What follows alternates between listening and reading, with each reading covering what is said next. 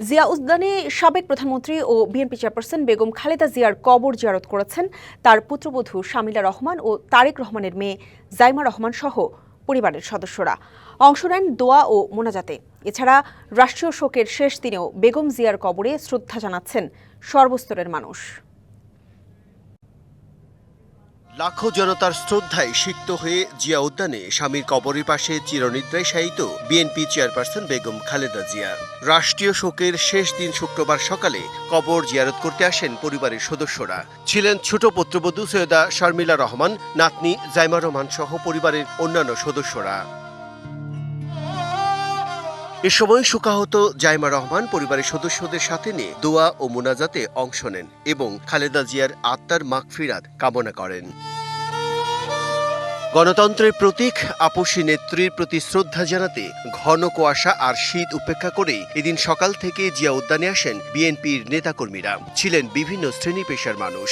আমার ঠিকানা বাংলাদেশ, আমার ঠিকানা বাংলাদেশের মাটি এবং মানুষ।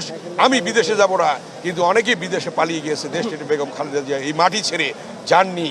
তারা কবর জিয়ারত করার পাশাপাশি শ্রদ্ধা নিবেদন করেন। ছুটে আসেন ঢাকার বাইরে বিভিন্ন প্রান্তের মানুষও। তাদের কাছে বেগম খালেদা জিয়া যেন এক আবেগের নাম। আর আজকে আমি এখানে দোয়া করতে এসেছি। আমি ইন্নাত তয়না বলেছি, তারপর কুল হু আল্লাহু বলেছি। যে গত বৃহস্পতিবার বাংলাদেশের একটি ইতিহাসের সমাপ্তি হয়েছে, একটি মহাকালের সমাপ্তি হয়েছে। চুল পড়া অনেক কমে গেছে। থ্যাংক ইউ মা। চুলের ভিটামিন জুই মাল্টিভিটামিন কোকোনাট অয়েল, যার নাম শুনলে শুধু জাতীয়তাবাদী আদর্শ নয়, সারা বাংলাদেশের আপামার জনসাধারণ মানুষের শ্রদ্ধা ভরে তাকে স্মরণ করে।